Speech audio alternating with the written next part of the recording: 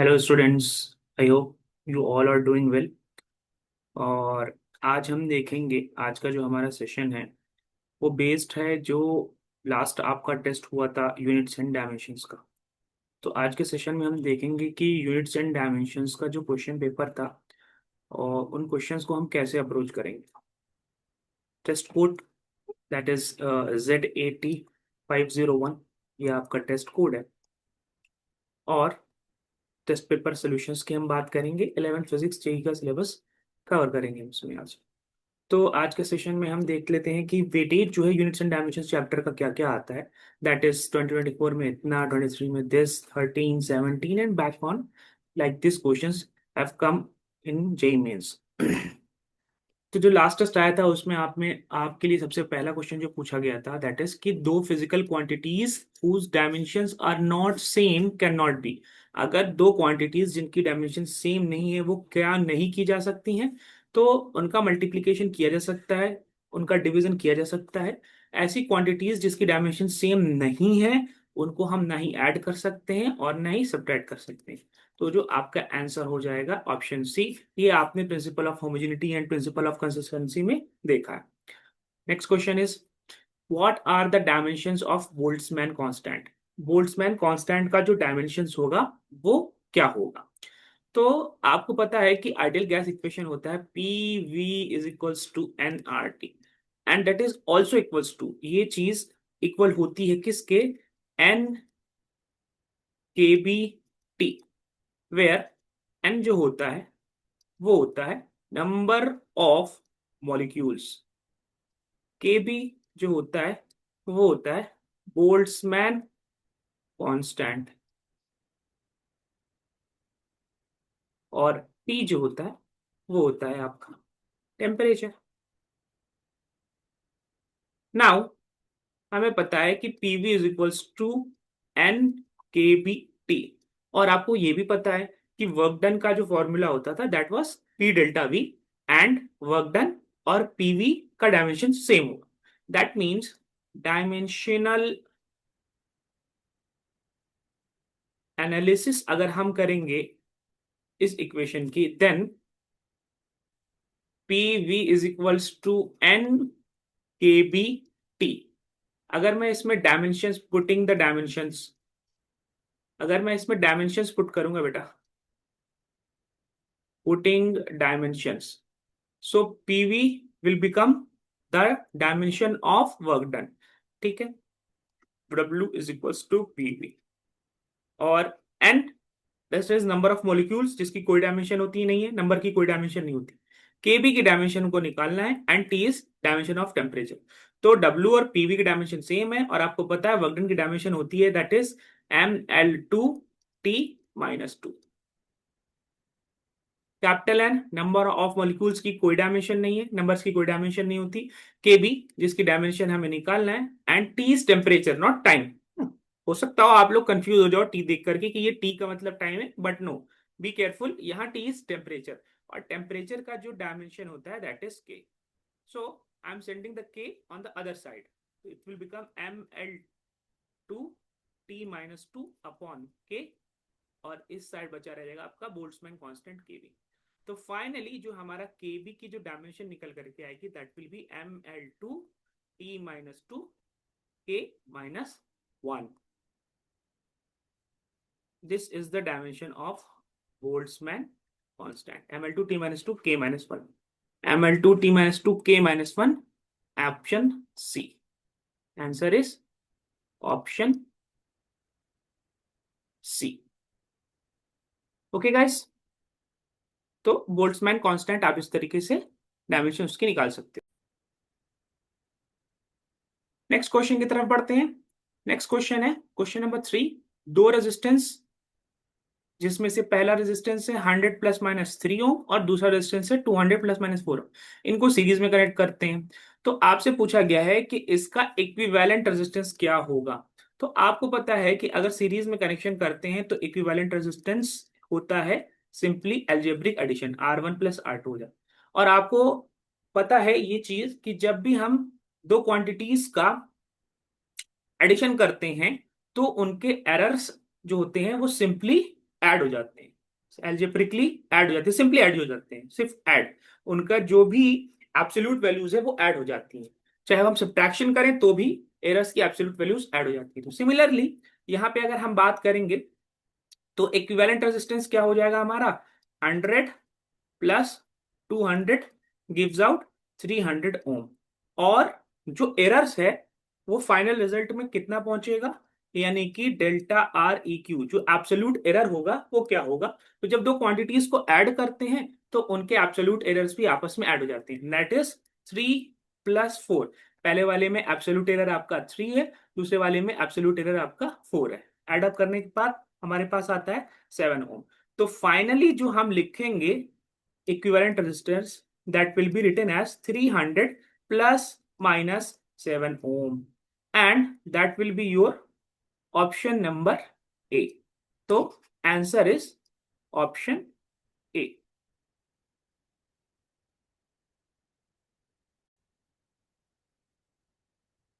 Okay, now going on to next question number 4, asking us about the unit of impulse is same as that of impulse की unit किसके जैसा same है।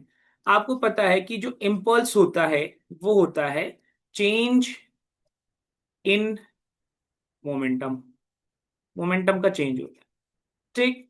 और अगर हम बात करें कि जो चेंज इन मोमेंटम की डायमेंशन क्या होगी, वो इक्वल होगी dimension of change in momentum.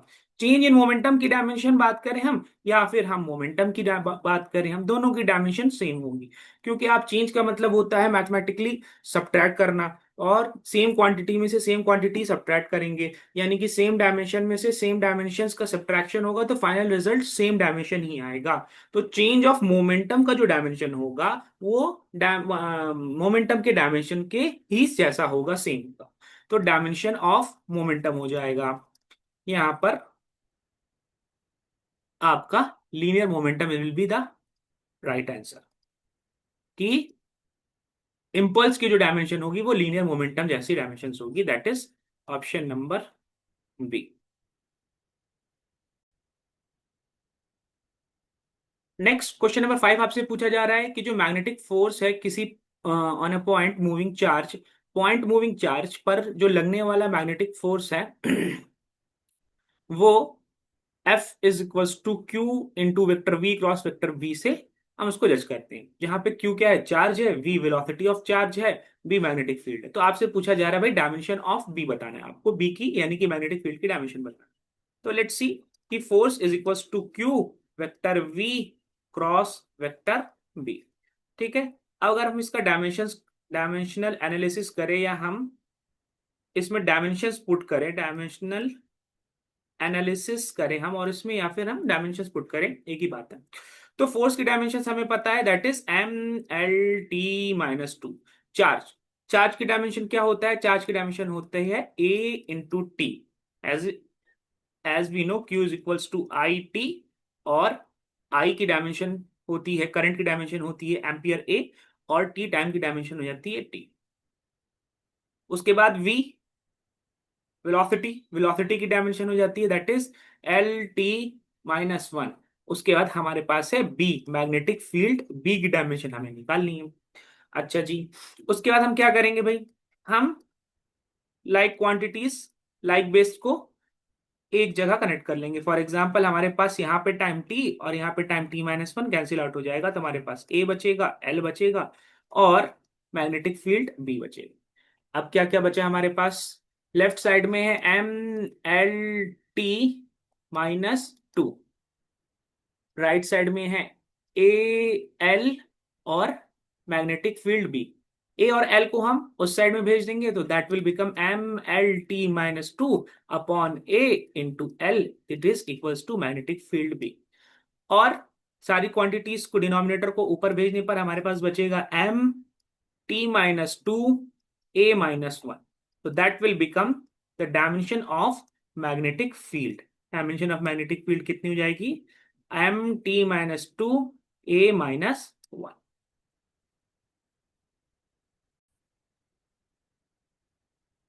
तो हमारा कौन सा ऑप्शन हो जाएगा? mt-2 a-1 is our option number B. तो answer is option B.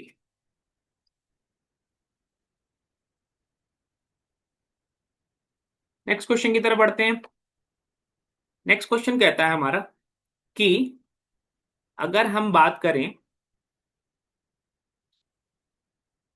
Question number 6 की, that says a student performs an experiment to determine Young's modulus of a wire exactly 3 metre long by Searle's method।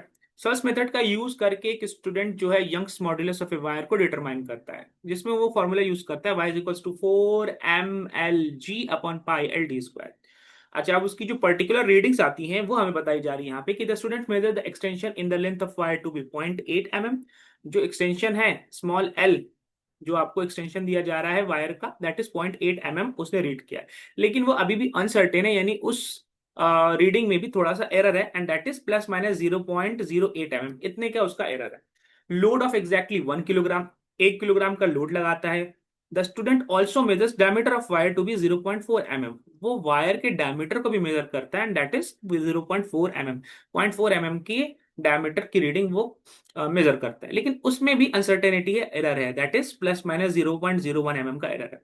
जी की value हमें 9 point निकालना है, 9.8 लेना है, और Young's modulus जो ऑब्टेन होगा वो हमसे पूछा जा रहा है। तो हम ऑप्शंस को देखेंगे तो समझ में आएगा कि हमें यंग्स मॉडुलस तो कैलकुलेट करना ही करना है, साथ ही साथ उसमें कितनी अनसर्टेनिटी है, उसमें कितना एरर है, वो भी कैलकुलेट करना है। Let us take the data. हमारे पास कौन कौन सा डेटा दिया गया है? हमें दिया गया है 3 मीटर लॉन्ग वायर, यानी कि capital L length of wire दिया गया है, L is equals to 3 metre दिया गया, जिसमें कोई अनसर्टेनिटी नहीं है। उसके बाद हमें क्या दिया गया है? हमें दिया गया है एक्सटेंशन इन लेंथ दिया गया है, यानी कि कितना एक्सटेंशन हुआ है, कितना तार में खिंचाव हुआ है, कितना स्ट्रेच हुआ है वो तार में, और that is small L. Small L हमको दिया गया वैल्यू, और वो दिया गया है हमको 0.8 mm with an error of +-0.08 mm, यानी कि 8 mm तो उसने वो मेजर किया है, +-0.08 mm, +-0.08 mm का उसका एरर। नेक्स्ट हमें क्या दिया गया है? डायमीटर। डायमीटर हमें कितनी दिया गया है भाई? जीरो, ये this one is the diameter. 0.4 mm का डायमीटर है, जिसमें एरर है कितना? यहाँ पर 0.01 mm का एरर दिया गया है, और जी की वैल्यू हमें 9.8 मीटर पर सेकंड लेनी है। अब सर्च फॉर्मूले की बात करें, दैट इज 4mlg/pi/l d²। तो y is equals to 4mlg/pi/l d² है। अब अगर मैं यहाँ पे सारी वैल्यूज को डालता हूँ, सबसे पहले 4 तो एज इट इज रहेगा। m मास, मास कितना दिया गया था हमें?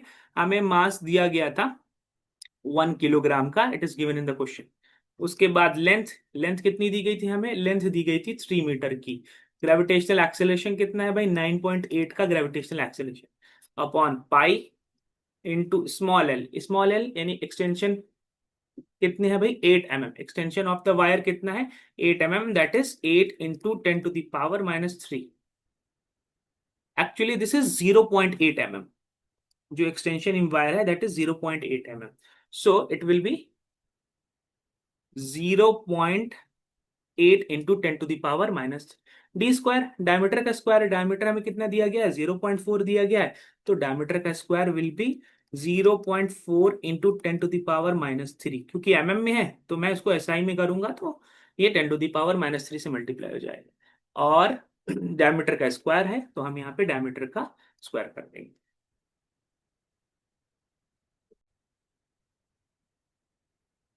अब इन सारी वैल्यूज को कैलकुलेट करने के बाद जो हमारी फाइनल वैल्यू आती है दैट इज 0.29 × 10⁻12।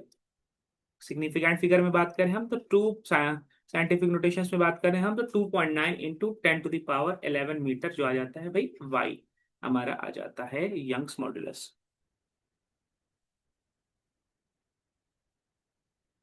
अब हमसे क्या पूछा गया है? अकॉर्डिंग टू द ऑप्शंस, ना कि सिर्फ हमें यंग्स मॉडुलस निकालना है, बल्कि हमें साथ साथ ये भी देखना है कि उसके अंदर कितना एरर आ रहा है। तो उसके लिए हम क्या यूज करेंगे? रिलेटिव एरर मेथड, या जिसको मैं कहता हूं फ्रैक्शनल एरर मेथड। इसमें हम फ्रैक्शनल एरर या रिलेटिव एरर का यूज करेंगे। y is equals to 4 mlg upon pi L D square है, आपको क्या करना है, उसी को यूज करना है। कैसे यूज करना है, y is equals to 4 mlg upon pi L D square.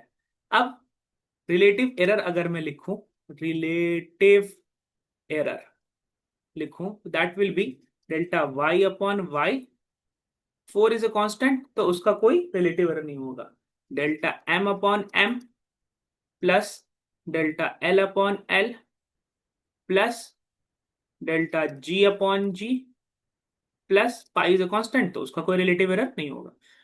उसके बाद extension small delta small L upon small L, और डी स्क्वायर, चूंकि ये स्क्वायर है तो पावर 2 जो है as a whole number, as a real number होकर के मल्टीप्लाई हो जाएगी, plus 2 into delta D upon D. ये रिलेशन हो जाएगा आपका रिलेटिव एरर का। अब मास में तो किसी भी तरीके का अनसर्टेनिटी नहीं दी गई थी, एरर नहीं दिया गया था, तो ये वही हो जाएगा जीरो। सिमिलरली जो ओरिजिनल लेंथ है उसमें भी किसी टाइप की अनसर्टेनिटी नहीं है, तो वो भी हो जाएगा जीरो। उसके बाद जो हमारा ग्रेविटेशनल एक्सेलरेशन है उसमें भी किसी टाइप की अनसर्टेनिटी नहीं है, तो एरर नहीं है, तो जीरो होगा। तो बेसिकली जो हमारा यंग्स मॉड्यूलस होगा वो एक्सटेंशन ऑफ लेंथ और वायर के डायमीटर पर डिपेंड करेगा, और ये हमें इन द क्वेश्चन गिवन है।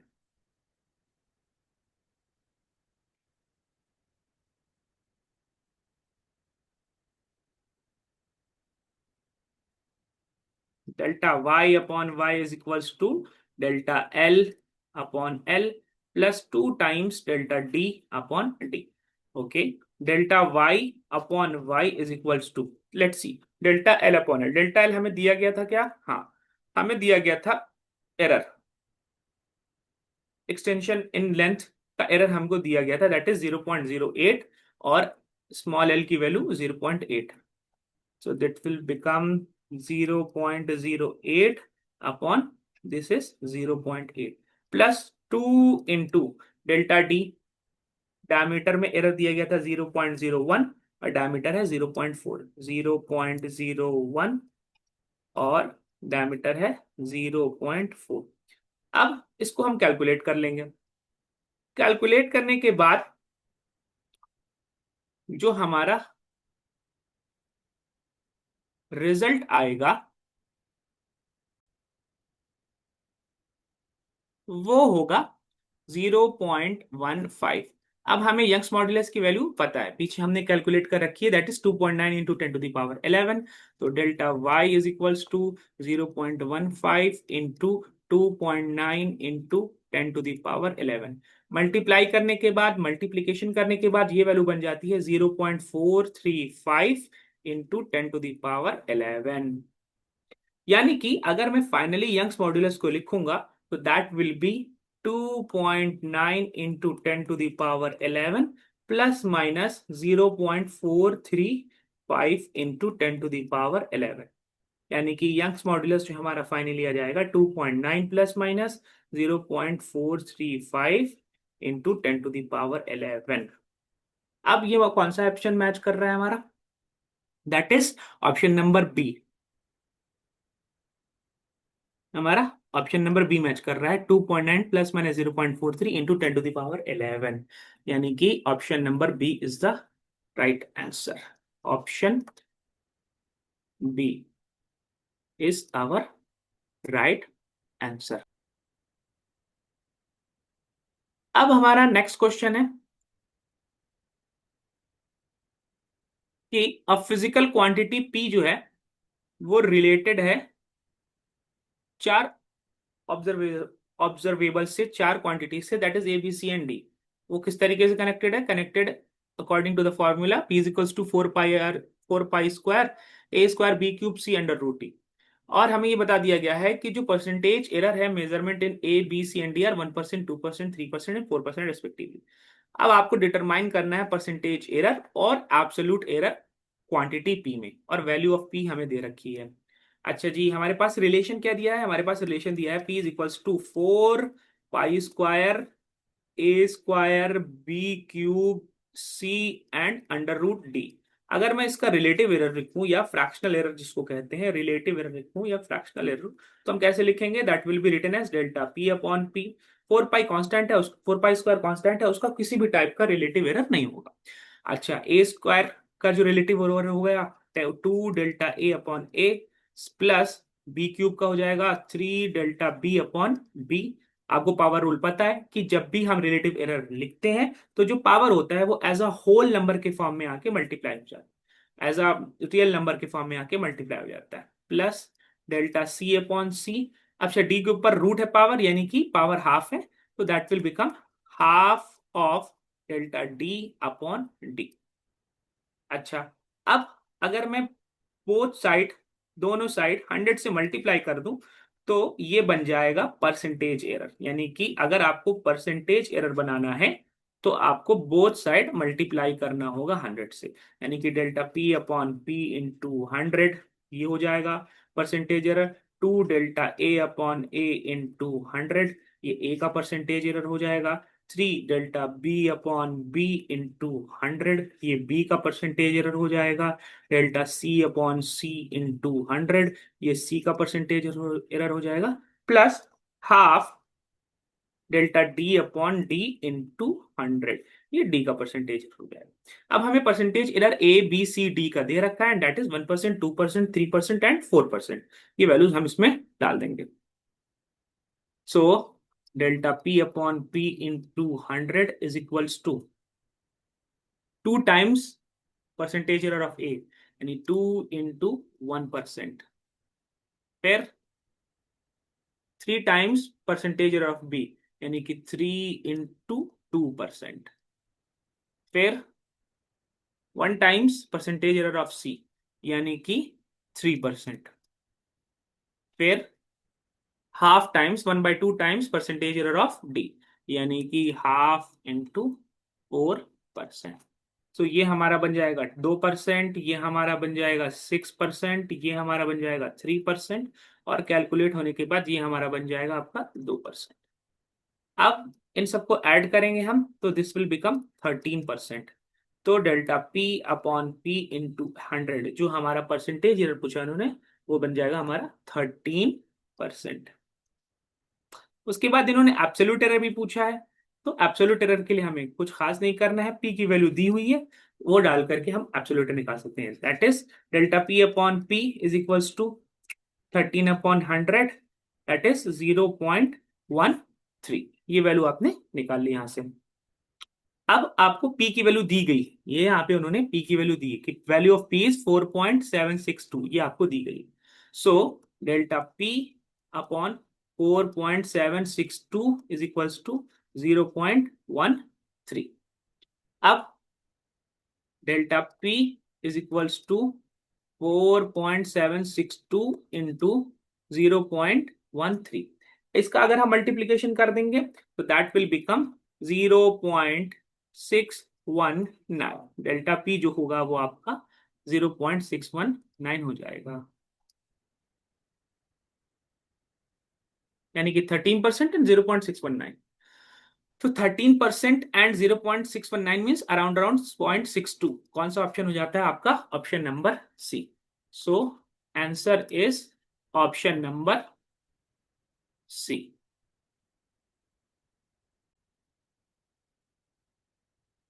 नेक्स्ट क्वेश्चन की तरफ बढ़ते हैं। नेक्स्ट क्वेश्चन क्या है हमारा? Question number 8। ये जो रिलेटिव एरर है in the determination of the surface area of a sphere is alpha. जो रिलेटिव एरर दिया गया है वो अल्फा है। सरफेस एरर के डिटर्मिनेशन में रिलेटिव एरर अल्फा है, तो आपको रिलेटिव एरर निकालना है वॉल्यूम के रिलेशन में, स्फीयर के वॉल्यूम। अब हमको पता है कि सरफेस एरिया ऑफ स्फीयर का जो फॉर्मूला होता है that is 4 pi r square, ठीक है, जिसको मैं सरफेस एरिया को सिंपली ए से लिख रहा हूं। ओके, अब अगर मैं इसका रिलेटिव एरर लिखूं तो इस फॉर्मूले का रिलेटिव एरर लिखो तो that will become delta A upon A. 4 pi is constant, constant का कोई भी रिलेटिव एरर या एरर नहीं होता है। आर स्क्वायर का रिलेटिव एरर हो जाएगा 2 times delta R upon R. अच्छा, अब हमको सरफेस एरिया का रिलेटिव एरर दे रखा है दैट इज अल्फा, तो यहाँ पे मैं अल्फा पुट कर दूंगा, it will become 2 times delta R upon R. यहां से मुझे रेडियस का जो रिलेटिव एरर है वो निकल करके आ जाएगा, delta R upon R alpha upon 2। आगे बात करूं मैं, वॉल्यूम का रिलेशन होता है स्फीयर का 4/3 पाई r क्यूब। अब अगर मैं इसका रिलेटिव एरर लिखूं, रिलेटिव एरर, अगर मैं इसका रिलेटिव एरर लिखूं तो that will become delta V upon V. 4/3 pi is a constant, उसका कोई भी रिलेटिव एरर नहीं होगा। आर क्यूब का रिलेटिव एरर हो जाएगा 3 times delta R upon R. अब हमको delta R upon R equation 1 से पता है, तो इक्वेशन 1 से हम वैल्यू उठा के यहाँ पुट कर देंगे, that will become alpha upon 2 from equation 1।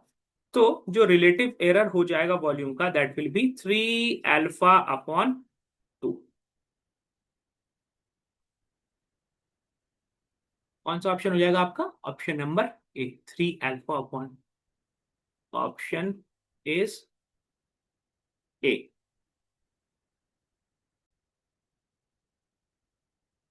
Next आगे की तरफ बढ़ते हैं, क्वेश्चन नंबर 9 की तरफ। क्वेश्चन नंबर 9 कहता है कि स्टूडेंट मेजर करता है एक रॉड की लेंथ को और लिखता है 3.50 सेंटीमीटर। इनमें से कौन सा इंस्ट्रूमेंट वो यूज करेगा? भाई मीटर स्केल की हम बात करें तो मीटर स्केल में जो लीस्ट काउंट होता है, least count of metre scale की अगर मैं बात करूं, मीटर स्केल का जो लीस्ट काउंट होता है वो होता है कि वो 1 सेंटीमीटर को 10 पार्ट में बांट देता है, यानी कि 1 mm तक जा सकता है।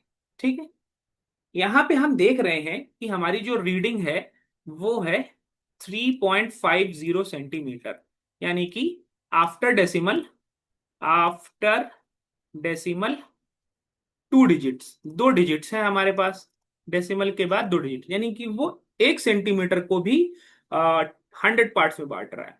और मीटर स्केल में ये पॉसिबल नहीं है कि वो 1 सेंटीमीटर को 100 पार्ट्स में बांट सके। हाँ, मीटर स्केल 1 सेंटीमीटर को 10 पार्ट में बांट सकता है, यानी कि उसका लिस्ट काउंट 1/10 सेंटीमीटर हो सकता है, लेकिन 100 पार्ट्स में नहीं बांट सकता, यानी कि 2 डिजिट तक डेसिमल में नहीं जा सकता। जबकि हमारी रीडिंग 2 डिजिट तक गई है, डेसिमल के बाद 2 डिजिट तक गई, तो पहला तो पॉसिबल नहीं है। दूसरा है हमारा ऑप्शन नंबर बी, वो कहता है कि वर्नियर कैलिपर्स जहां पे 10 division of vernier matches with 9 division in main scale, यानी कि मेन स्केल का 9 डिवीजन और वर्नियर स्केल का 10 डिवीजन इक्वल है, और मेन स्केल में जो डिविजन हैं वो कितने हैं? 1 सेंटीमीटर। तो लेट अस चेक। तो ऑप्शन बी के according 10 times vernier scale division is equals to 9 times main scale division. ठीक है, और उन्होंने ये भी दे रखा है कि जो एक मेन स्केल डिवीजन की वैल्यू है वो कितनी है? एक मेन स्केल डिवीजन की वैल्यू है,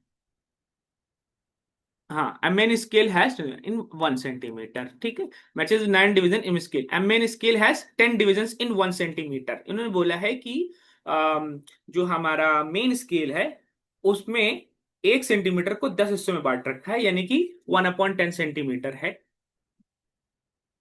मेन स्केल डिवीजन की वैल्यू है कि 1 सेंटीमीटर को 10 हिस्सों में बांट रखा है। ये बोलने का तरीका है क्वेश्चन को, हालांकि ये कुछ खास है नहीं, ये सिर्फ 1 मिलीमीटर को ही बोला जा रहा है, लेकिन थोड़ा सा कंफ्यूज करने के लिए ऐसा बोला जाता है कि भाई 1 सेंटीमीटर को 10 पार्ट में बांट दीजिए।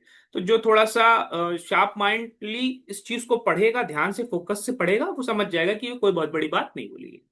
अच्छा जी, तो यहाँ पे बात करता हूँ कि 10 VSD इक्वल्स टू 9 MSD था, मैं यहाँ पे 1 MSD की वैल्यू रख दे रहा हूँ जो क्वेश्चन में मुझे दी गई थी, ऑप्शन में दी गई थी।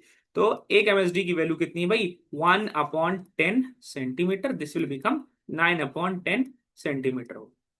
तो 10 VSD हो गया यहाँ से। तो 1 VSD कितना हो जाएगा भाई यहाँ पर? 9/100 सेंटीमीटर, क्योंकि जब ये 10 उधर जाएगा डिवीजन में, 10 10 मल्टीप्लाई हो जाएगा तो 9/100। तो VSD हमारा हो जाएगा 0.09 सेंटीमीटर। अब हमको पता है कि जो वर्नियर स्केल होता है उसका जो लीस्ट काउंट का फॉर्मूला होता है that is MSD minus VSD। हमारे पास MSD कितना था भाई? 1/10 सेंटीमीटर माइनस VSD कितना है? 0.09 सेंटीमीटर। 1/10 सेंटीमीटर समझ रहे हैं आप, that is 0.1 centimetre minus 0.09 centimetre.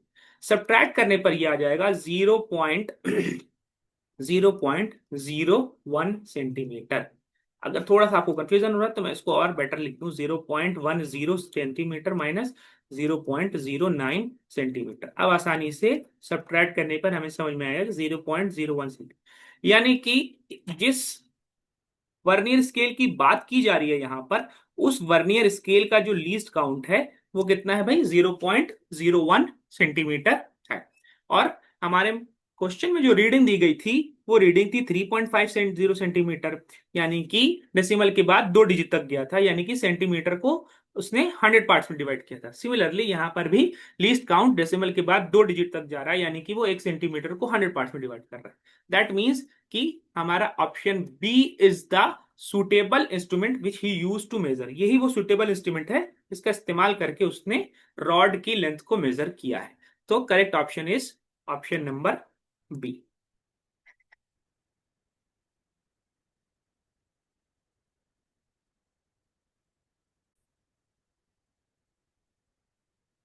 अब आगे की तरफ बढ़ते हैं, क्वेश्चन नंबर 10 जो कहता है कि in order to determine surface tension T of a liquid by capillary method following observations were taken. इन ऑब्जर्वेशंस का ध्यान दिया गया था कि जो डायमीटर है कैपिलरी का that is 1.2 T of a liquid by capillary method following observations were taken. क्या क्या ऑब्जर्वेशंस दी गए हैं कि डायमीटर 1.21 इंटू 10⁻⁻² दिया गया है आपको। उसके बाद आर रेडियस ऑफ कैलोरी है, rise of water 1.44 into 10⁻⁻² metre है, जी इक्वल 9.8 लेना है और आपको ये रिलेशन यूज करना है, that is T is equal to R G upon 2 into 10⁻³ newton per metre. तो आपको पॉसिबल एरर बताना है, पर एक्चुअली पॉसिबल परसेंटेज एरर बताना है जब आप ऑप्शंस को ध्यान से देखेंगे। तो अगर मैं बात करूं डायमीटर हमें क्या दिया गया है 1.21 इंटू 10⁻⁻² मीटर, ठीक है। और डेसिमल फॉर्म में दैट विल बिकम 0.0121 मीटर। अब अगर मैं इसमें बात करूं कि इसमें जो आपका एरर होगा वो कितना हो जाएगा, तो चूंकि 4 डिजिट्स हैं यहाँ पे, तो पॉसिबल एरर जो होगा इसमें 0.001 मीटर। सिमिलरली हाइट जो दे रखा है वो कितना है 1.44 इंटू 10⁻⁻², 1.44 इंटू 10⁻⁻² मीटर दिया गया है। डेसिमल में लिखूंगा तो 0.0144 मीटर। अब अगर मैं इसका एरर बात करूं तो सिंस 4 डिजिट तो एरर हो जाएगा 0.0001 मीटर, इसका एरर इतना हो जाएगा। उसके बाद जी की वैल्यू 9.8 दी रही है और हमको रिलेशन यूज करना है T is equals to RHG/2, RHG/2, ये हमें रिलेशन इंटू 10⁻³ हमें रिलेशन यूज कर।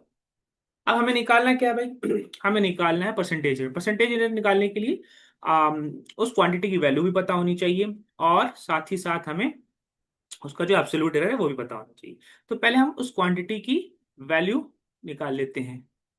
क्या दिया गया है हमको फॉर्मूला वैल्यूज, हमको जो वैल्यूज दी गई हैं वो या हम डायरेक्ट अपना रिलेटिव एरर जो है वही लगा के आसानी से कर सकते हैं, इतना लेंदी क्या नहीं कर। तो हमारे पास रिलेशन है टी इज इक्वल्स टू भाई RHG/2 इंटू 10⁻³ अब अगर मैं इसमें रिलेटिव एरर लगाऊंगा, रिलेटिव एरर, अगर मैं इसमें रिलेटिव एरर लगाऊंगा तो that will become ΔT/T, ΔR/R plus ΔH/H plus ΔG/G/2। 2 is a constant, उसका रिलेटिव एरर नहीं होता, 10⁻³ इज ए कांस्टेंट, उसका रिलेटिव एरर नहीं होता। हमको पता है कि किसी भी टाइप का एरर नहीं है या किसी भी टाइप का चेंज नहीं है आपका ग्रेविटेशनल एक्सेलरेशन में, तो इसमें किसी भी टाइप का रिलेटिव एरर नहीं। तो हमारे पास बेसिकली 2 क्वांटिटीज हैं जिस पर ये चीज डिपेंड कर रही है। अच्छा जी, तो ΔT/T, अच्छा डेल्टा आर क्या होता है भाई, डेल्टा आर जो होगा यानी कि जो रेडियस होता है वो डायमीटर का हाफ होता है, तो मैं इसको डायमीटर का हाफ भी लिख सकता हूँ, डायमीटर का हाफ भी लिख सकता हूँ, तो ΔH/H। तो फाइनली हमारा रिलेशन बन जाएगा तो ΔD/D, क्योंकि ये डिनोमिनेटर का 2 और यहाँ से डिनोमिनेटर का 2 कैंसिल हो जाएगा, ΔH/2 ΔT/T, ये रिलेशन।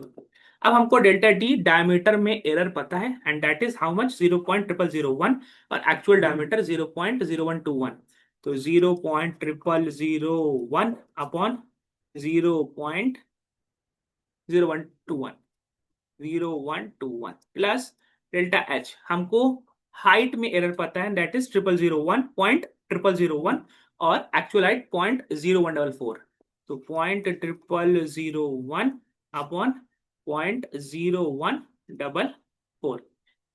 अब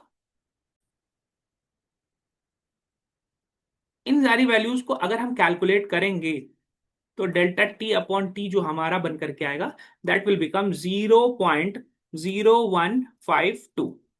अब बोथ साइड अगर मैं 100 से मल्टीप्लाई कर दूं delta T upon T into 100, this will become 0.0152 into 100। तो ये हमारा बन जाता है परसेंटेज एरर, और यहां से ये मल्टीप्लाई होकर के हो जाएगा 1.52 परसेंट। तो delta T upon T into 100 हमारा percentage error in the T, T के अंदर जो हमारा परसेंटेज एरर है वो निकल करके आ जाएगा 1.52%, यानी कि आपका ऑप्शन नंबर बी हो जाएगा 1.5%। तो आंसर है आपका ऑप्शन बी। अब आगे नेक्स्ट क्वेश्चन की तरफ बढ़ते हैं। क्वेश्चन नंबर 11 क्या कहता है हमारा? क्वेश्चन नंबर 11 कहता है कि जो यूनिट ऑफ फोर्स है वो 1 किलो न्यूटन है, लेंथ है वो 1 किलोमीटर है, और टाइम जो 1 सेकंड है। तो आपको यूनिट ऑफ मास बताए। तो इसमें आपको पता है कि जब भी नई यूनिट्स या नया सिस्टम इंट्रोड्यूस करते हैं तो हम रिलेशन लगाते हैं N1U1 is equals to N2U2।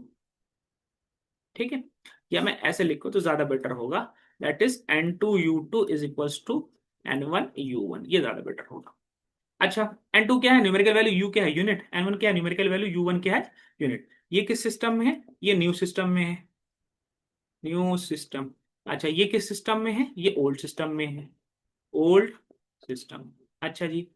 अच्छा, नए सिस्टम में जो यूनिट की फोर्स है वो हमको पता है, वो कितनी है भाई? नए सिस्टम में जो हमें दिया गया है कि भैया जो नया सिस्टम है वहां पर एक ऐसा मामला है, कितना मामला है कि भैया ये नए सिस्टम में N2 जो हमारा एक यूनिट ऑफ फोर्स है वो हमको पता है। साथ ही साथ हमें ये भी पता है कि जो नए सिस्टम में जो N2 है, थोड़ा ध्यान से सुनना बेटो बच्चों, यहाँ पे क्या बोला है कि जो नए सिस्टम में एक यूनिट है फोर्स की, वो पुराने सिस्टम में न्यूटन का 1000 टाइम्स ज्यादा है। इसीलिए उसको उन्होंने बोला है कि जो यूनिट ऑफ फोर्स है वो न्यूटन का 1000 टाइम्स है।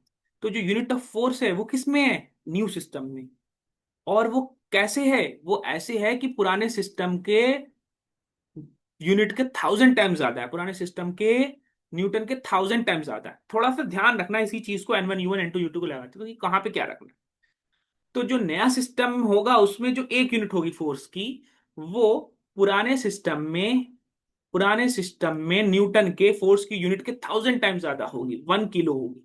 ठीक है, कितनी होगी भाई? 1 किलो न्यूटन होगी, यानी कि 1000 टाइम्स ज्यादा होगी। इसी चीज को हमको थोड़ा सा ध्यान रखना है। ठीक है, नए सिस्टम में जो भी होगी वो पुराने वाले के 1000 टाइम्स ज्यादा होगी, पुराने वाले यानी कि न्यूटन के 1000 गुना ज्यादा होगी।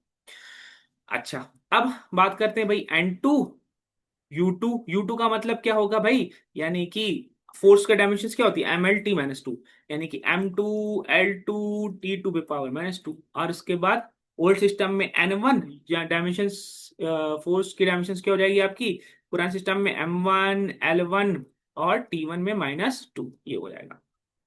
हमें क्या चाहिए भाई? हमको तो नए सिस्टम में पता है कि फोर्स एक यूनिट का नए सिस्टम में है, वो हमको पता है कि दैट इज 1 यूनिट। और ये फोर्स जो नए सिस्टम में है वो पुराने सिस्टम में कितने के बराबर है? पुराने सिस्टम में 1000 न्यूटन के बराबर है, 1000 न्यूटन के बराबर। ठीक है, ये चीज हमको पता है। साथ ही साथ हमें ये दिया गया है कि जो लेंथ है वो जो नए सिस्टम में ये है ना, वो पुराने सिस्टम का 1000 किलोमीटर। नए सिस्टम में जो है लेंथ हम 1 किलोमीटर नहीं लेंगे, वो कितना लेंगे? 1000 मीटर लेंगे। ठीक। उसी के साथ साथ उन्होंने बोला है कि जो टाइम लेंगे हम नए सिस्टम में वो 100 सेकंड लेंगे, सेकंड नहीं लेंगे, 100 सेकंड। पुराने सिस्टम में सेकंड, नए सिस्टम में 100 सेकंड। पुराने सिस्टम में मीटर, नए सिस्टम में 1000 मीटर। ठीक। अगर ऐसी बातें हैं तो मुझे आप यूनिट ऑफ मास बताइए। चलो देखते हैं। तो N2 यानी कि हमको पता है, फिर से मैं लिख देता हूं, N2 M2L2T2-2, और यहाँ पे N1 M1L1T1-2। भैया ये तो ये 1 हो गया। नए सिस्टम में एक यूनिट ऑफ फोर्स की बात हम करेंगे, और जो ये जो नए सिस्टम में 1 है वो पुराने सिस्टम के 1000 न्यूटन के बराबर है। ठीक है, बात सही है। M2 की बात कर लें हम, यही तो हमें निकालना है कि जो नए सिस्टम है वो कितना किलोग्राम होगा, हाउ मच, कितना, ये हमको नहीं पता। L2 अच्छा, नए सिस्टम में जो लेंथ है ना, वो कितना लिया जा रहा है, 1 किलोमीटर लिया जा रहा है, यानी कि 1000 मीटर लिया जा रहा है, 1000 मीटर लिया जा रहा है। और साथ ही साथ जो टाइम लिया जा रहा है, 100 सेकंड लिया जा रहा है, 100 सेकंड, लेकिन पावर इस पर -2 है। अच्छा, पुराने सिस्टम में भाई मास 1 किलोग्राम चल रहा था, सही बढ़िया। उसके बाद जो है पुराने सिस्टम में 1 मीटर चल रहा था, सही बढ़िया काम। और टाइम जो है वो 1 सेकंड चल रहा था, सही बढ़िया चल रहा है। यहाँ पे तो सब कुछ सही बढ़िया चल रहा है, 1 सेकंड में पावर -2। ठीक है जी। अब हम क्या करेंगे, सारी क्वांटिटीज को हम उधर भेज देंगे, यानी कि m2 = 1000 अपॉन, यहाँ पे भी 1000, और यहाँ पे 100 पे पावर -2, 100 पे पावर -2। अच्छा, एक चीज और साथ देखने देखिए यहाँ पे कि भाई यहाँ से मीटर, और यहाँ से मीटर कैंसिल होगा, यहाँ से सेकंड, यहाँ से सेकंड कैंसिल होगा, बस ये किलोग्राम बचा रह जाएगा, तो मैं यहाँ पे किलोग्राम बस लिख रहा हूँ। सो m2 विल बी, अच्छा ये 100 टू द पावर -2 है डिनोमिनेटर में, तो ऊपर जाके न्यूमरेटर में जाके 100 टू द पावर +2 हो जाएगा, तो दैट विल बिकम 1000 × 100 × 100 अपॉन, नीचे आ गया आपका 1000। तो this will get cancel cancel cancel cancel cancel cancel, और यहाँ पे किलोग्राम बचा रह गया। So in new system the mass is this 10,000 kilogram. तो नए सिस्टम में जो मास के बारे में बात पूछी जा रही थी, तो दैट विल बी 10,000 किलोग्राम। और this will be your option number C. तो answer is option C, answer is option C. आगे बढ़ते हैं नेक्स्ट क्वेश्चन की तरफ। नेक्स्ट क्वेश्चन नंबर 12 कहता है कि सर्टेन सिस्टम ऑफ यूनिट्स में जो 1 यूनिट ऑफ टाइम है वो 5 सेकंड के बराबर है, 1 यूनिट ऑफ मास है 20 किलोग्राम के बराबर है, और जो 1 यूनिट ऑफ लेंथ है वो 10 मीटर के बराबर है। इस सिस्टम में आपको 1 यूनिट ऑफ पावर बताना है। ठीक है, तो वही यूज करेंगे हम, N1U1 एक्चुअली में इसको ऐसे यूज करेंगे, N2U2 राइट। अच्छा, अब हमको नए सिस्टम में, यानी कि दूसरा जो सिस्टम है, न्यू सिस्टम है, N2U2 वाला सिस्टम है, उसमें हमको पता है कि पावर की यूनिट कितनी है, 1 है। और वो पुराने वाले सिस्टम में, यानी कि वॉट वाले सिस्टम में, जहाँ पे वॉट होता है, वॉट का कितना टाइम्स है, 16 टाइम्स है, 1/16 टाइम्स है, कि 25 टाइम्स है, कि नॉन, लेट्स सी। ये कॉन्सेप्ट होता है, ये आपको समझना है, यहाँ पे कॉन्सेप्ट की कॉन्सेप्ट मैंने आपको समझा दिया। तो अच्छा, पावर की डायमेंशन क्या होती है, पावर होता है भैया वर्क अपॉन टाइम, वर्क की डायमेंशन होती है ML2T-2 अपॉन टाइम की डायमेंशन T, तो दिस विल बिकम ML2T-3। अच्छा, अब यहाँ पे वापस आ जाते हैं कि नए सिस्टम में पावर की यूनिट कितनी है, 1 है, तो N2 = 1। ठीक है, ये आपको पता है, तो यहाँ पे हमने 1 रख दिया। अच्छा, जो डायमेंशंस होगी, तो डायमेंशंस तो सेम रहेंगी, चाहे पुराना सिस्टम हो चाहे नई सिस्टम हो। डायमेंशंस ऐसा नहीं है कि ML4 या ML9 बन जाएगा, नहीं, या M5 बन जाएगा, नहीं, डायमेंशन सेम रहेंगी। ठीक है, so this will become M2L2 पे पावर 2 T2 पे पावर -3 = N1, यही हमें निकालना है। डायमेंशन सेम रहेंगी, M1L1 पे पावर 2 T1 पे पावर -3। 1 क्यों है, क्योंकि पुराना सिस्टम है इसलिए 1 1 1 चल रहा है, और यहाँ पे 2 क्यों है, क्योंकि नया सिस्टम है इसलिए यहाँ पे 2 2 2 चल रहा है। तो बस यहाँ से हम ये बाकी सारी क्वांटिटीज उस साइड भेज देंगे, तो N1 बच जाएगा हमारे पास M2/M1 L2/L1 का स्क्वायर पावर 2, और T2/T1 का -3 पावर। ठीक, अब नए सिस्टम में जो मास है वो 20 किलोग्राम है, वो हमें यहाँ पे पुट करना होगा। सो N1 = 20 किलोग्राम, और पुराने सिस्टम में मास तो अपना नॉर्मल जैसे 1 किलोग्राम चलता है, चलता आ रहा था। उसके बाद लेंथ की बात करें, तो नए सिस्टम में लेंथ कितना है, 10 मीटर है, और पुराने सिस्टम में अपना 1 मीटर चलता रहा, तो L2 में 10 मीटर रख दिया, L1 में 1 मीटर रख दिया, लेकिन यहाँ पर पावर 2 था तो पावर 2 लगा। सिमिलरली टाइम, उन्होंने बोला कि जो नया सिस्टम है उसमें टाइम कितना है, 5 सेकंड है, पुराने सिस्टम में अपना 1 सेकंड चलता आ रहा था, तो हमने रख दिया 5 सेकंड, और पुराने सिस्टम में अपना 1 सेकंड नॉर्मली चलता, लेकिन पावर 3 है तो वहाँ पे ऐसे पावर, किलोग्राम से किलोग्राम कैंसिल हो गया, 20 विल बी रिमेनिंग हियर, तो मीटर से मीटर कैंसिल हो गया, 10 का पावर 2, यानी कि 100 विल बी रिमेनिंग हियर। अच्छा, सेकंड से सेकंड, 5 to पावर -3 रिमेनिंग, 5 का पावर -3 डिनोमिनेटर में जब ये जाएगा डिनोमिनेटर में जब ये जाएगा तो ये 5 की पावर +3 यानी कि 125 बन जाएगा। अब 25 5 सा होगा, 25 4 सा होगा, 5 4 सा होगा, यानी कि कैंसिल वैंसिल करने के बाद ये आ गया 16। यानी कि जो नए सिस्टम में ना, पुराने सिस्टम में जो 1 यूनिट ऑफ पावर होगा, सॉरी, जो नए सिस्टम में 1 यूनिट ऑफ पावर होगा वो पुराने सिस्टम का 16 टाइम्स ज्यादा होगा, यानी कि पुराने सिस्टम मतलब वॉट का 16 टाइम्स ज्यादा होगा। That will become 16 watts. कौन सा ऑप्शन सही हो जाएगा आपका? ऑप्शन नंबर ए आपका सही हो जाएगा, यानी कि answer is option A. Next question की तरफ चलते हैं। नेक्स्ट क्वेश्चन क्या कहता है कि जो टाइम डिपेंडेंस है कोई फिजिकल क्वांटिटी पी की, which is equals to P not E to the power minus alpha T square. Alpha constant है, टी टाइम है, तो कांस्टेंट अल्फा के बारे में बताना है कि वो डायमेंशनलेस होगा कि डायमेंशन पावर -2 होगी, कि will we have dimensions equal to the dimension of p multiplied by minus t power -2 होगा, कि will have dimension as that of p। हमको पता है, यहां से देख के रिलेशन समझ में आ जा रहा है कि जब हम बात करते हैं कि e to the power minus alpha T square, that means हमें रिलेशन देख के ही समझ में जा रहा है कि alpha T square is dimensionless. ठीक, अगर अल्फा टी स्क्वायर डायमेंशनलेस है तो इसका मैं करूंगा क्या? Dimensional analysis. डायमेंशनल एनालिसिस करूंगा अगर मैं इसका। ठीक है, चलो, तो अल्फा टी स्क्वायर का डायमेंशनल एनालिसिस एनालिसिस करना है, यानी कि m0 L0 T0 होगा अल्फा टी स्क्वायर, क्योंकि ये डायमेंशनलेस क्वांटिटी है, डायमेंशनलेस क्वांटिटी। अब अगर मैं अल्फा की डायमेंशन तो मुझे पता नहीं, लेकिन हाँ, मुझे टाइम की डायमेंशन पता है, तो that will become alpha time की डायमेंशन स्क्वायर और m0 L0 T0। अब टी टू द पावर 2 उस साइड चला जाएगा, अपोजिट साइड चला जाएगा, तो alpha is equals to m0 L0 T0 upon T to the power 2। तो अल्फा की जो डायमेंशन बन जाएगी हमारे पास m0 L0 T पावर -2 बन जाएगी। यानी कि बेसिकली अल्फा की डायमेंशन देखा जाए तो T to the power -2 is the dimension of alpha, यानी कि ऑप्शन नंबर, हाँ, बी हो जाएगा, कि B will have dimension of T to the power -2। तो कौन सी डायमेंशन हो जाएगी आपकी? T to the power -2 is the dimension. तो आंसर जो हो जाएगा आपका ऑप्शन बी हो जाएगा। नेक्स्ट क्वेश्चन की तरफ चलते हैं। नेक्स्ट क्वेश्चन कह रहा है कि which of the following dimensionally correct equation है, जिसमें आपको ये रिलेशन दिया गया है कि भाई वी स्पीड है, आर रेडियस है, एस एन जो है डिस्टेंस ट्रेवल्ड इन सेकंड है, आई करंट है, एल इंडक्टेंस है, ओमेगा एंगुलर स्पीड है, अल्फा एंगुलर एक्सीलरेशन है, आर रेजिस्टेंस है, और L omega is equals to R होता है। ये आपको रिलेशन दिया गया है। अब अगर मैं बात करूं कि डायमेंशनली करेक्ट कौन सा है, तो let us see the option है, that is V square upon R जी।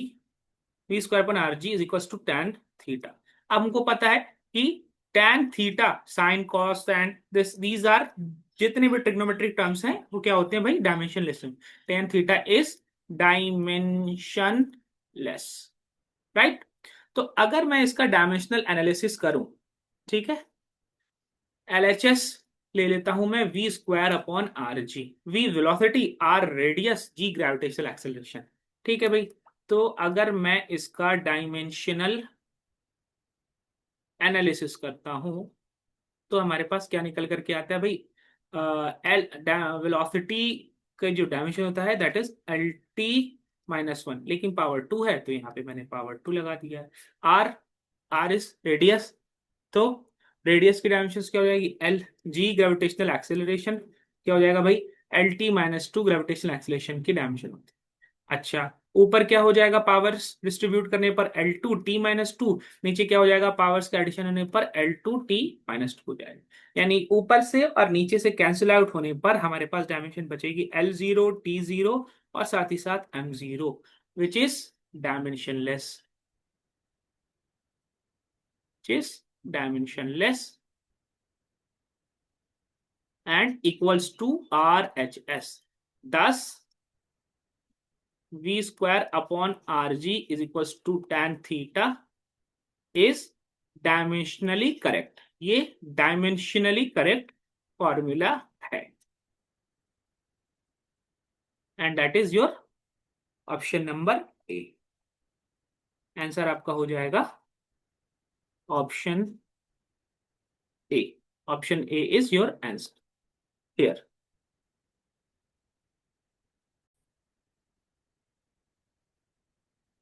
आगे की तरफ बढ़ते हैं।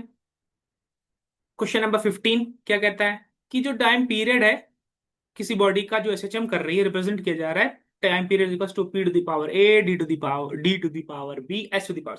यहाँ पी प्रेशर है, डी डेंसिटी और ऐसे सरफेस टेंशन, तो आपको एबीसी की वैल्यू निकालना है। तो हम क्या करेंगे भैया, एनालिसिस करेंगे dimensional analysis. T is equals to P to the power A D to the power B S to the power C. Put the dimensions, आपको डायमेंशंस पुट कर देनी। अच्छा, टी टाइम पीरियड की डायमेंशन तो simple T हो जाएगी। P pressure, pressure क्या होता है भाई, प्रेशर होता है फोर्स अपॉन एरिया। फोर्स की डायमेंशन होती है M L T-2 और एरिया की डायमेंशन होती है L2। तो प्रेशर की डायमेंशन बन जाएगी ML-1 T-2। उसके बाद डेंसिटी, डेंसिटी की बात करूं तो होता है भैया मास अपॉन वॉल्यूम। मास की डायमेंशन M होगी, वॉल्यूम की डायमेंशन L3 होती है, तो ये बन जाएगा डायमेंशन ML-3। उसके बाद आता है सरफेस टेंशन। एस हो गया आपका surface tension, force upon length. Force की डायमेंशन होती है भैया M L T-2 और लेंथ नीचे डायमेंशन एल हो जाएगी। तो हमारे पास सरफेस एरिया की डायमेंशन, सरफेस टेंशन की डायमेंशन बन जाएगी M T-2। ये सारी आपकी डायमेंशन बन जाएगी। अच्छा जी, तो अब हम इस रिलेशन में डायमेंशन को पुट कर देते हैं भाई। क्या है भाई relation, T is equals to P to the power A D to the power B S to the power C। यहाँ पर टी को टाइम की डायमेंशन तो टी हो जाएगी। पी प्रेशर की डायमेंशन क्या है, ML-1 T-2। ML-1 T-2, लेकिन चूंकि पावर ए है तो इसके ऊपर भी पावर ए हो। अच्छा, डी डेंसिटी की डायमेंशन क्या है, ML-3 लेकिन चूंकि पावर बी है तो यहाँ भी पावर बी हो जाएगा। सरफेस टेंशन की डायमेंशन क्या है, MT-2, तो यहाँ पर सरफेस टेंशन की डायमेंशन क्या हो जाएगी, MT-2 पे पावर सी है तो यहाँ पे पावर सी। अब सेम बेस पावर का एडिशन यूज कर लेते हैं। यहाँ पे एम पे पावर ए होगा, यहाँ पे एम पे पावर बी होगा, यहाँ पे एम पे पावर सी होगा। तो बेस सेम है तो पावर्स का एडिशन हो जाएगा ए प्लस बी प्लस सी। अच्छा, लेफ्ट साइड में क्या है भैया, एम पे जीरो है, एल पे जीरो है, टी पे पावर वन है। एम है नहीं, एल है नहीं, तो एम जीरो एल जीरो। अच्छा, यहाँ पे बात करें लेंथ की तो एल पे माइनस ए है, एल पे -3b है और यहाँ तो एल है नहीं, तो एल का बन जाएगा -a-3b। अच्छा, टी की बात करें -2a है, यहाँ पे टी है नहीं, यहाँ पे टी -2c हो जाएगा, तो टी की डायमेंशन है -2a-2c। कंपैरिजन करेंगे तो हमारे पास क्या निकल करके आएगा कंपैरिजन करने पर, कि भैया a प्लस बी प्लस सी जो है वो हमारा जीरो हो गया, क्योंकि m का यहाँ पे पावर जीरो है, यहाँ पे प्लस बी प्लस एल पे -a-3b, एल पे जीरो है, तो -a-3b is equals to zero. T पे वन है और -2a-2c 1, -2a-2c is equals to 1। यहाँ से -2 कॉमन लेके उस साइड भेजेंगे तो a plus C is equals to बन जाएगा -1/2। अब उसके बाद हम क्या करेंगे कि a प्लस बी प्लस सी में बी प्लस ए प्लस सी जीरो है और ए प्लस सी हमको पता है कितना है, -1/2 है, तो यहाँ से बी की वैल्यू निकल जाएगी आपकी 1/2। तो दो वैल्यूज तो हमको यहाँ पे आसानी से समझ में आ गई कि ए की जो वैल्यू है, ए प्लस सी की वैल्यू माइनस हाफ हो गई, और बी सॉरी यहाँ तो ये एक्चुअल वैल्यू नहीं है तो इसको हटा देते हैं, बी की वैल्यू हमारी हाफ निकल गई, ये हम पहली वैल्यू निकाली। अच्छा, आगे की तरफ बात करें तो अब यहाँ पे जो दूसरा रिलेशन है -a-3, बी की वैल्यू हमारी कितनी थी भाई, हाफ थी, हमने रख दिया यहाँ पे, इनटू हाफ रखा और इक्वल्स जीरो रखा। तो समझ में आया, ए की वैल्यू यहाँ से हमारे पास कितनी हो गई, -3/2 हो जाएगी सॉल्व करने के बाद। तो एक और वैल्यू हमारी निकल करके आ गई। अब उसके बाद हमें ये पता है कि, हाँ, अब उसके बाद हमें ये पता है कि a plus C minus half के इक्वल है। अच्छा जी, a plus C is equals to minus half और a की वैल्यू -3/2 के इक्वल है। अच्छा जी, -3/2 plus C is equals to minus half. तो यहां से अगर हम इसको सॉल्व कर लेंगे तो c की वैल्यू कितनी हो जाएगी, 1 हो जाएगी। तो यहाँ से हमको c की वैल्यू निकल करके आ गई 1, यानी कि 1/2 -3/2 और 1 ये आने चाहिए। तो ऑप्शन नंबर है 1/2 -3/2 और 1, ये वो ऑप्शन है जो मैच कर रहे हैं, ऑप्शन ए। तो answer is option A. Answer is option A. अब नेक्स्ट क्वेश्चन की तरफ चलते हैं। क्वेश्चन नंबर 16 क्या कहता है कि जो फोर्स का रिलेशन दिया गया है AT+BT², यहाँ टी टाइम है, तो आपको डायमेंशन ऑफ, तो बहुत आसान क्वेश्चन है। हमको रिलेशन बताया भैया AT+BT², तो आपको जो रूल ऑफ कंसिस्टेंसी और रूल ऑफ होमोजेनिटी पता है कि भैया सेम डायमेंशन में ही ऐड हो सकती है। तो जो डायमेंशन होगी एफ की, और जो डायमेंशन होगी AT की, और जो डायमेंशन होगी BT² की, इन तीनों की डायमेंशन सेम होगी, क्योंकि सेम डायमेंशन ही आपस में ऐड होंगी और उनका जो रिजल्ट आएगा वो भी सेम डायमेंशन देगा। अब हमको एफ की और AT की बात करें, तो हमको फोर्स की डायमेंशन पता है, दैट इज MLT-2। ए की डायमेंशन नहीं पता, लेकिन टाइम टी की डायमेंशन पता है। अब यहाँ से ये वो उस साइड जाएगा, तो ए की डायमेंशन टी उस साइड जाके डिवाइड होगा, तो ए की डायमेंशन बन जाएगी MLT-3। यह हमारी ए की डायमेंशन बन गई। सिमिलरली अगर मैं आगे बात करूं, F = BT², यहाँ पे हम डायमेंशन एनालिसिस करेंगे, तो वापस से MLT-2 हो जाएगा। बी की डायमेंशन हमको नहीं पता, और टी की डायमेंशन यहाँ से 2 हो जाएगा। तो यहाँ से हम कैलकुलेट कर लेंगे, टी की पावर 2 जो है उस साइड जाएगा, डिवीजन में हो जाएगा। फाइनली बी की जो डायमेंशन निकल करके आएगी MLT-4। तो ये आपकी डायमेंशन निकल करके आ गई बी की। तो फाइनल आंसर में होना चाहिए MLT-3, MLT-4।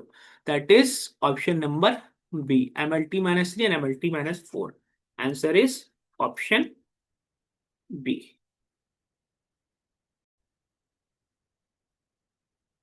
नेक्स्ट क्वेश्चन की तरफ बढ़ते हैं। Next question is our question number 16 completed. Next question is question number 17। Question 17 कहता है कि given that y is equals to a sine 2π/λ CT-x, यहाँ पर y और x जो है वो मेजर किए जा रहे हैं यूनिट ऑफ लेंथ, यानी कि मीटर में। तो आपसे पूछा जा रहा है, स्टैंडर्ड यूनिट में बोला है मैंने इसको, यूनिट ऑफ लेंथ। तो आपसे पूछा जा रहा है इनमें से कौन सा स्टेटमेंट ट्रू है। ऑप्शन ए है कि unit of lambda is same as that of X and A, unit of lambda is same as that of X but not A, unit of C is same as that of 2π/λ, और unit of CT minus X is same as that of 2π/λ। Let's see. अगर हम इस expression को ध्यान से देखें, इसमें y is equals to a sine 2π/λ into CT-x दिया गया है। Okay, right. अब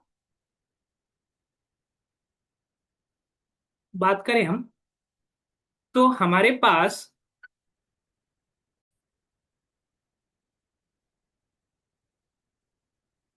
पास ये जो ब्रैकेट है CT-x, इस ब्रैकेट की बात करें तो इस ब्रैकेट में CT-x दिया गया है।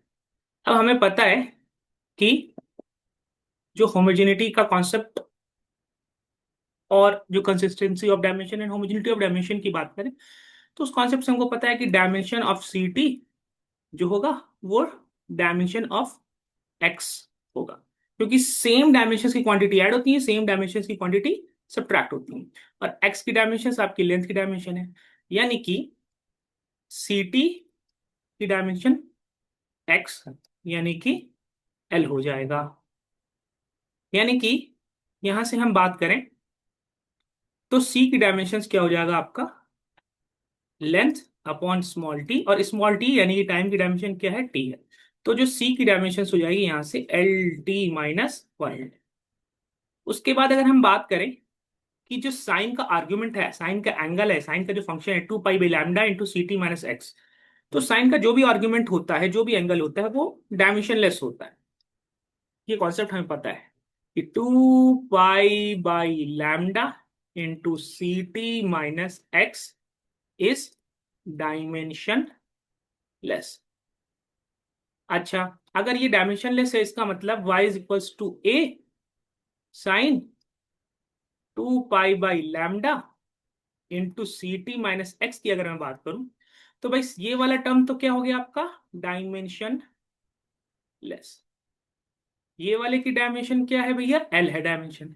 तो इससे पता चला कि दिस इंप्लाइज दैट, इससे हमें पता चला कि जो ए डायमेंशन है, डायमेंशन ऑफ ए क्या होगी। भाई लेफ्ट साइड में लेंथ है, एल एल डायमेंशन है, राइट साइड में ये वाला पार्ट तो पूरा डायमेंशन लेस हो गया, बचा ए। यानी कि ए की जो डायमेंशन होगी वो लेफ्ट वाले पार्ट वाई की डायमेंशन एल होगी। यानी कि dimension of A is L. उसकी डायमेंशन क्या है भाई, एल है। ये बात पता चल गई हमको। अच्छा जी, वापस से आ जाते हैं इस वाली स्टेटमेंट पर कि हमारे पास 2 pi by lambda C T minus X का जो डायमेंशन होगा वो होगा m0 l0 t0, dimension less होगा। इसका क्या मतलब हुआ, इसका मतलब ये हुआ कि 2 pi by lambda C T minus X. अब हमें पता है कि सी टी की डायमेंशन और एक्स की डायमेंशन सेम है। एक्स की डायमेंशन क्या है, एल है, और सी टी की डायमेंशन सेम है। होमोजेनिटी का कॉन्सेप्ट और कंसिस्टेंसी कॉन्सेप्ट आपको पता है। तो सेम डायमेंशन में से सेम डायमेंशन सब्ट्रैक्ट होती है, ये हमें होमोजेनिटी के कॉन्सेप्ट और कंसिस्टेंसी के कॉन्सेप्ट से पता है। और सेम में से सेम का सब्ट्रैक्ट होगा तो जो रिजल्ट आएगा वो भी सेम डायमेंशन का होगा। यानी कि सी टी माइनस एक्स का जो डायमेंशन है वो हो जाएगा एल, लेंथ का डायमेंशन हो जाएगा, विच is equals to m0 l0 t0। ठीक है, कैसे पता, हमको पता है कि dimension of C T minus X, C T minus X is L. आगे बढ़ते हैं। तो यहां से हमें पता चला कि 2 पाई बाई जो लैम्डा का डायमेंशन होगा वो हो जाएगा आपका l-1। एल जाएगा उधर डिवीजन में, और वो जब वो डिनोमिनेटर से न्यूमरेटर में जाएगा तो पावर 1 हो जाएगा। तो यहां से हमको पता चला कि जो लैम्डा की डायमेंशन हो जाएगी that will B 2 pi by l-1। अब 2 पाई की कोई डायमेंशन होती नहीं है तो दैट विल बिकम, लैम्डा की डायमेंशन विल बिकम एल। तो लैम्डा की जो डायमेंशन हो गई वो हमारी कितनी आ गई भाई, लैम्डा की डायमेंशन जो हो गई वो हमारी आ गई एल। सिमिलरली जो ए की डायमेंशन है वो हमारी कितनी है, एल है। और जो एक्स की डायमेंशन है वो भी हमारी कितनी है भाई, एल है। इन तीनों बातों से पता चला कि जो डायमेंशन होगी, यूनिट होगी लैम्डा की, वो सेम होगी एक्स की और वही सेम होगी ए की। यानी कि आपका option number A will be the correct answer. Answer जो हो जाएगा आपका ऑप्शन ए।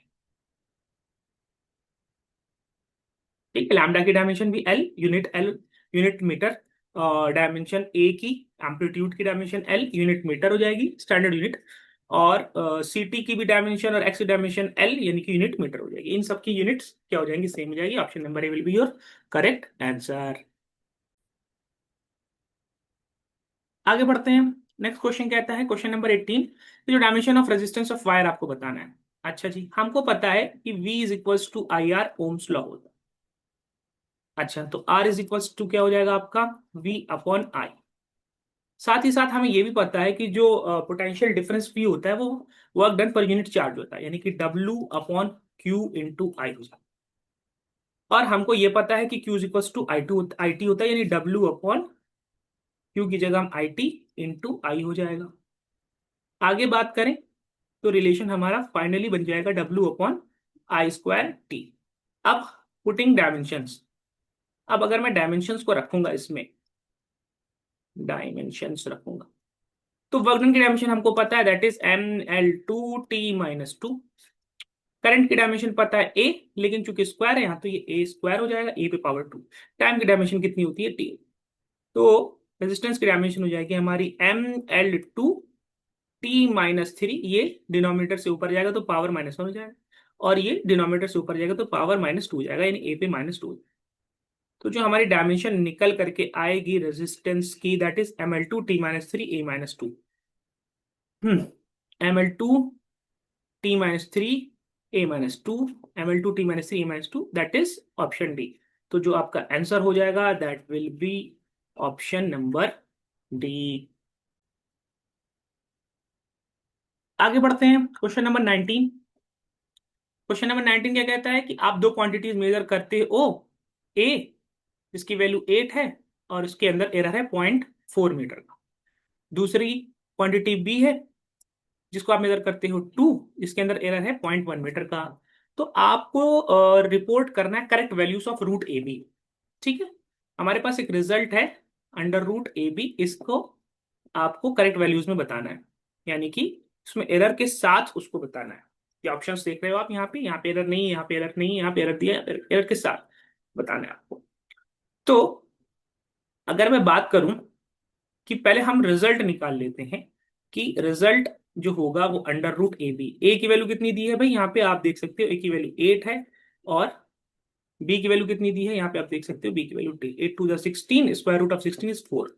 अच्छा जी, अब हम इसकी बात करें, रिलेशन है R is equal to root A B, तो यहाँ पे एरर्स का डायरेक्ट एडिशन नहीं होगा, यहाँ पे रिलेटिव एरर होगा, यानी फ्रैक्शनल एडिशन होगा, रिलेटिव एरर होगा, that will become delta R upon are.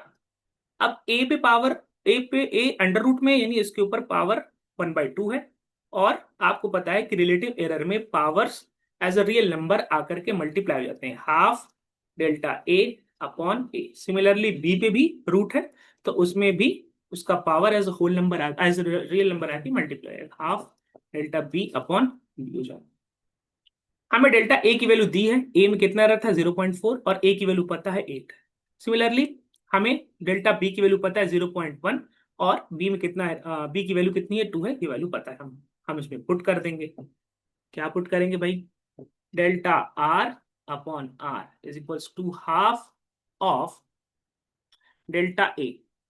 Delta A कितना है 0.4, ए की वैल्यू कितनी है, ए की वैल्यू दी है आपको 8, plus half delta B, delta की बी की वैल्यू 0.1 अपॉन बी, बी की वैल्यू कितनी दी है 2 दी है। अब हमें इसे कैलकुलेट करना है।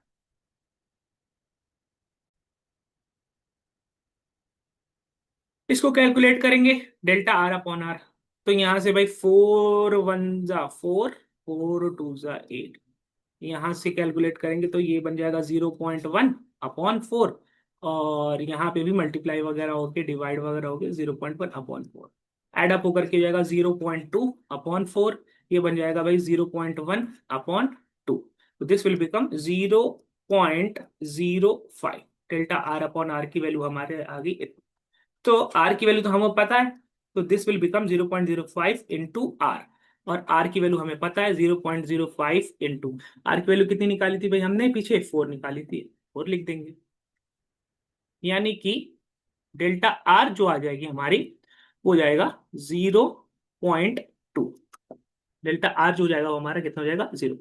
तो फाइनली जो हमारा रिजल्ट आएगा दैट विल बी, जो इनका रूट ए बी की वैल्यू आई थी दैट इज हाउ मच, 4, और साथ ही साथ इनके रिजल्ट में जो एरर आया था 0.2, तो जो रिजल्ट वैल्यू आएगी वो कुछ इस तरीके से हम उसको रिप्रेजेंट करेंगे, 4 प्लस माइनस 0.2।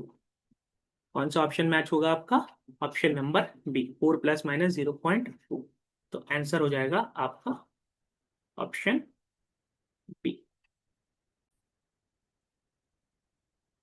नेक्स्ट क्वेश्चन की तरफ बढ़ते हैं। नेक्स्ट क्वेश्चन नंबर 20 कहता है कि जो डायमेंशंस ऑफ ए है, आपको वॉन्डर वॉल्स इक्वेशन बताना है, वॉन्डर वॉल्स की इक्वेशन में आपको एक डायमेंशन। अब हमें होमोजेनिटी और कंसिस्टेंसी कॉन्सेप्ट पता है कि सेम डायमेंशंस की क्वांटिटी ही ऐड होती है सेम डायमेंशंस में, यानी कि p plus A upon V square को अगर मैं एनालाइज करूं, तो जो डायमेंशंस ऑफ p होगा वही same dimensions of A upon V square. p क्या है, प्रेशर है, प्रेशर क्या होता है, प्रेशर होता है भाई force upon area.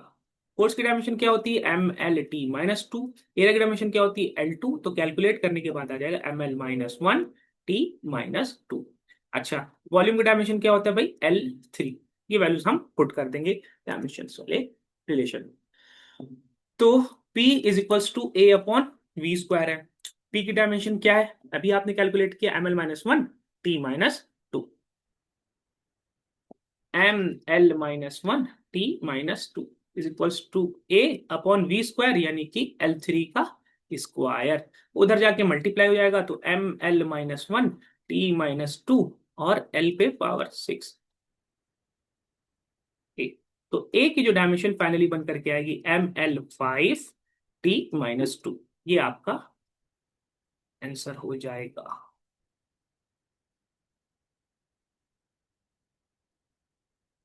Option number B ml5t-2। Option number B ml5t-2। तो answer is option B. Option B is your ml5t-2। आगे बढ़ते हैं। क्वेश्चन नंबर 21 क्या कहता है? क्वेश्चन नंबर 21 कहता है कि जो सिग्निफिकेंट फिगर्स हैं, अगर हम इस इन नंबर्स को ऐड करेंगे तो कौन कौन से नंबर से भाई? 436.32, 227.2 और 0.301। 0.301 ये नंबर्स को हमें ऐड करना है, राइट। और सिग्निफिकेंट फिगर्स का एडिशन का रूल क्या कहता है कि जो लीस्ट डेसिमल होगा वो एडिशन और सब्ट्रैक्शन में लीस्ट डेसिमल आएगा, और मल्टीप्लीकेशन और डिवीजन में लीस्ट सिग्निफिकेंट फिगर आएगा।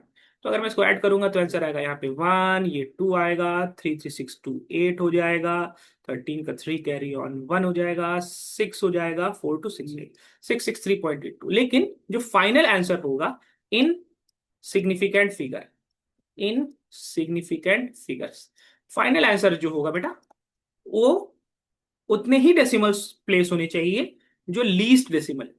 तो आप देख सकते हो इसमें 2 डेसिमल प्लेस है, इसमें 3 डेसिमल प्लेस है, इसमें 1 डेसिमल प्लेस है। तो ये वाला जो है सेकंड रीडिंग जो है, मतलब सेकंड वैल्यू है, ये लीस्ट डेसिमल प्लेस और लीस्ट डेसिमल ही होना चाहिए आपके फाइनल आंसर में। सिग्निफिकेंट फिगर में हो जाएगा 663.82। अब इन दोनों को ड्रॉप करना है तो राउंड ऑफ के रूल के अकॉर्डिंग अगर मैं ड्रॉप भी करूंगा इसमें तो ड्रॉप होने के बाद 21 ड्रॉप होगा। तो अगर ये 50 से ज्यादा होता, अगर ये 50 51 ऐसा होता, 50 से ज्यादा होता तो मैं 8 में एक वैल्यू ऐड करना पड़ता, 9 करना पड़ता। लेकिन चूंकि ये 50 से कम है तो डायरेक्ट मैं इसको ड्रॉप कर सकता हूँ। तो दिस विल बिकम 663। तो नंबर ऑफ सिग्निफिकेंट फिगर्स कितने हो गए? नंबर ऑफ सिग्निफिकेंट फिगर्स, कितने सिग्निफिकेंट फिगर्स हो गए यहाँ पर? ये 1 2 3 एंड 4, 4 सिग्निफिकेंट फिगर्स हो जाए। तो that is your answer. 4 significant figures हो जाए। एक सिंपल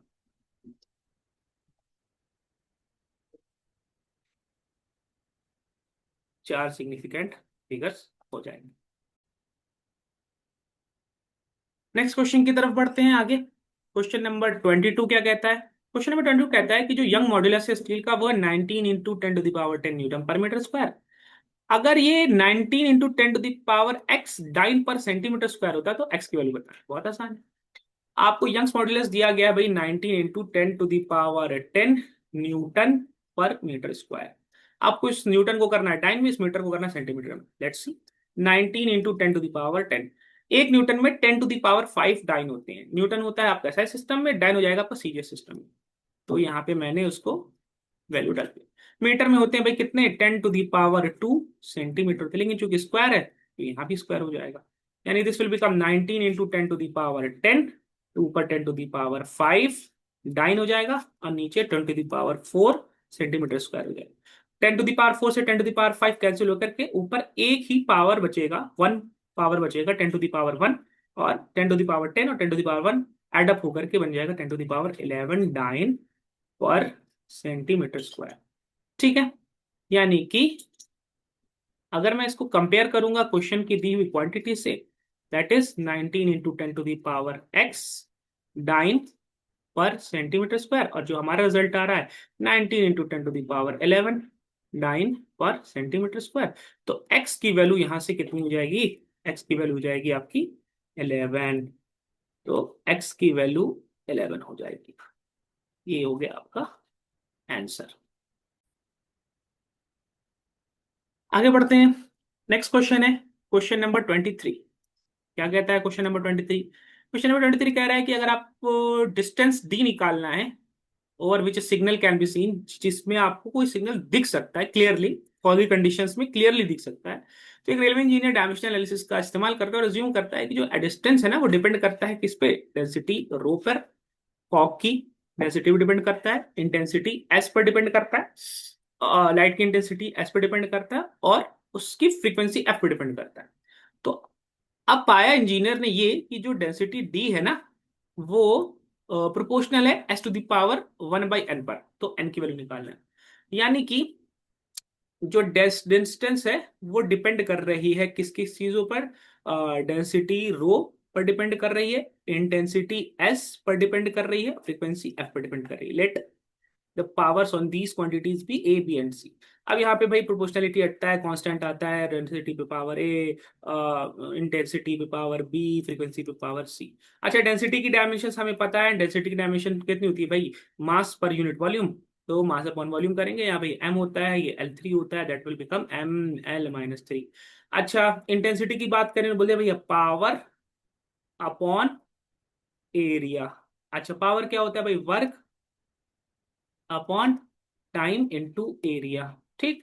अच्छा, वर्क की डिमेंशंस क्या होती है, ML2। ये चीजें मैं बेसिक एलिमेंटल फॉर्म में बता रहा हूं ताकि आपके लिए आसानी हो, आपको याद होनी चाहिए, दैट इज गुड, लेकिन आप आसानी से निकाल सको when ever it is needed, जब भी जरूरत पड़े आप आसानी से इसको निकाल सको, इससे ये चीजें बताता हूँ। ML2T-2 हो गया वर्क का। अच्छा, टाइम की T हो गया, और एरिया का क्या हो गया, L2 हो गया।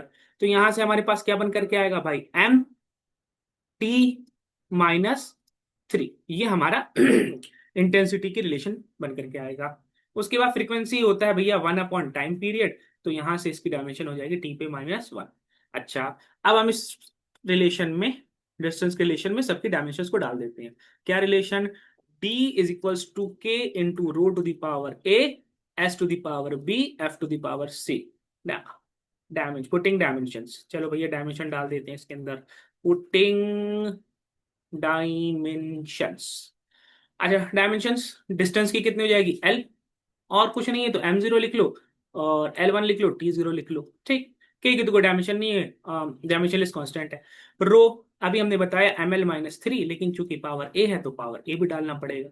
एस, इंटेंसिटी की जो डायमेंशन निकाला था हमने, क्या निकाला था, MT-3, लेकिन चूंकि पावर बी है तो यहाँ पे हमको टी लिखना पड़ेगा। सी, MT-3, सी ML-3, फ्रीक्वेंसी की T-1 है, तो यहाँ पर हमको पावर सी लिखा है, यहाँ पे तो पावर सी। अच्छा, power same, base same powers का एडिशन हो जाता है, रूल का यूज करते, तो एम के ऊपर यहाँ से पावर ए आ जाएगा, यहाँ से पावर बी आ जाएगा, और यहाँ से पावर कुछ नहीं आएगा, एम पर एल के ऊपर पावर -3 है, यहाँ से एल के ऊपर -3 आ जाएगा, यहाँ एल है नहीं, यहाँ पर भी एल नहीं है। अच्छा, टी से यहाँ पे पावर कितना आ जाएगा भाई, -3 भी आ जाएगा, और टी से यहाँ पे पावर -C आ जाएगा। अच्छा, अब अगर हम कंपेयर कर ले यहाँ से, ऑन कंपेयरिंग लेफ्ट साइड और राइट साइड को अगर मैं कंपेयर कर लूं, तो भाई यहाँ पे एम पे 0 है, ए यहाँ पे एम पे A+B है, तो A+B हमारा बन गया कितना, 0 बन गया। उसके बाद यहाँ पे L पे 1 है, और यहाँ पे L पे -3 है, कंपेयर करने पे -3 है किसके इक्वल हो गया, 1 के इक्वल हो गया। यहाँ पे T पे 0 है, -3 भी माइनस, यहाँ पे T पे -3 भी -C है, तो यहाँ से रिलेशन बन गया -3B-C इज इक्वल्स टू 0। अच्छा, अब सेकंड वाली इक्वेशन से रिलेशन बन गया कि A की वैल्यू कितनी आ गई भाई, -1/3। अब जब मैं A+B इज इक्वल्स टू 0 में इस A की वैल्यू रख दूंगा, -1/3 plus B is equals to 0, तो B की वैल्यू हमारी बन करके आ जाएगी कितनी भाई, 1/3। B की वैल्यू हमारी कितनी बन के आ जाएगी, 1। अच्छा, आगे मुझे जरूरत नहीं पड़ेगी, क्योंकि क्वेश्चन ने क्या पूछा है कि जो S के ऊपर पावर है वो 1/n है। ठीक। तो आपको n की वैल्यू निकालना है। तो अगर मैं देखूंगा कि यहाँ पर D is equals to, relation हमारा क्या बन करके आएगा, हमारा रिलेशन बन के आएगा D is equals to K rho to the power A की वैल्यू कितनी भाई, -1/3, और S के ऊपर पावर पावर कितना है, B मतलब 1/3, और F की पावर C निकाला नहीं। तो एस के ऊपर पावर 1/n है अकॉर्डिंग टू क्वेश्चन, और एस के ऊपर पावर 1/3 है अकॉर्डिंग टू जो हमने कैलकुलेट किया। तो यहां से एन की वैल्यू कितनी आ जाती है आपकी, 3 आ जाती है, यानी कि आपका फाइनल आंसर हो जाएगा एन की वैल्यू कितनी, 3 हो जाएगी।